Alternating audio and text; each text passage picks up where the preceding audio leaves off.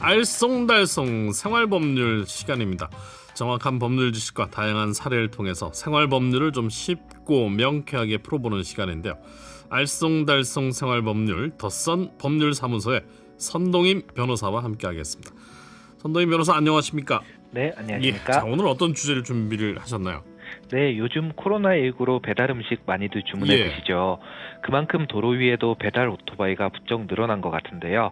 배달 오토바이 뒤쪽에 욕설과 위협적인 문구가 부착된 사진이 한 인터넷 커뮤니티에 올라와 화제가 되고 있습니다. 보는 사람은 좀 눈살 찌푸리게 하는 그런 상황인데요. 어떤 내용입니까? 네, 배달 오토바이를 보면 뒤쪽에 음식 같은 것을 넣는 적재함이 있는데요. 여기에 뭘 봐, 끼어들면 보복 운전을 한다, 사이드 무신다, 뭐 이런 내용을 적어놓은 것이죠. 이런 내용을 적어놓은 스티커들은 저도 가끔 운전을 하다가 보게 되는 경우가 있는데요. 애교 섞인 귀여운 문구도 있지만 정도가 심하면 눈살이 찌푸려지기도 하더라고요.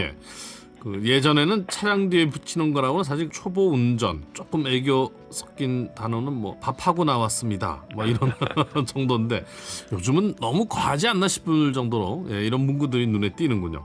네, 그렇습니다. 이렇게 욕설을 적어놓지 않더라도요, 재미있는 스티커가 정말 많은데요.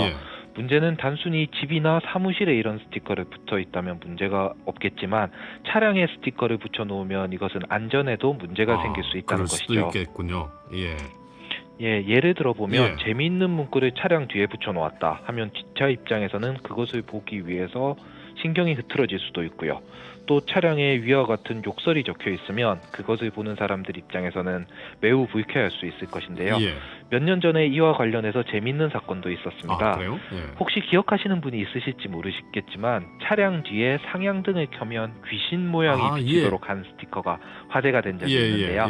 당시에도 상향등을 킨 것이 잘못이다, 아니면 그래도 귀신 스티커는 너무했다, 이런 식으로 반응이 많이 엇갈렸었죠. 그때 이 사건 벌금이 나왔던가 하는 걸로 기억이 되는데 맞나요? 네, 그렇습니다. 당시에도 이 스티커를 붙인 운전자에게 직결 심판으로 벌금 10만 원이 처해졌는데요. 도로교통법 제42조에 보면 혐오감을 주는 도색이나 표지 등을 한 경우 30만 원 이하의 벌금이나 구류에 처한다, 이렇게 처벌 규정을 명시하고 있습니다. 따라서 이런 경우 처벌 대상이 되기도 하는 것이죠. 그러면 이렇게 뭐 타인을 위협하거나 막 이런 뭐 규정이 적용이 될까요? 네, 그렇습니다. 도로교통법 시행령에 보면 조금 더 자세히 적고 있는데요.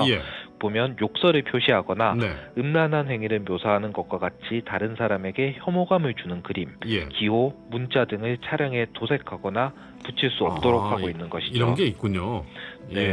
따라서 이처럼 차량에 욕설이나 위협하는 내용의 스티커를 붙이는 것도 당연히 법에 저촉될 수 있고요.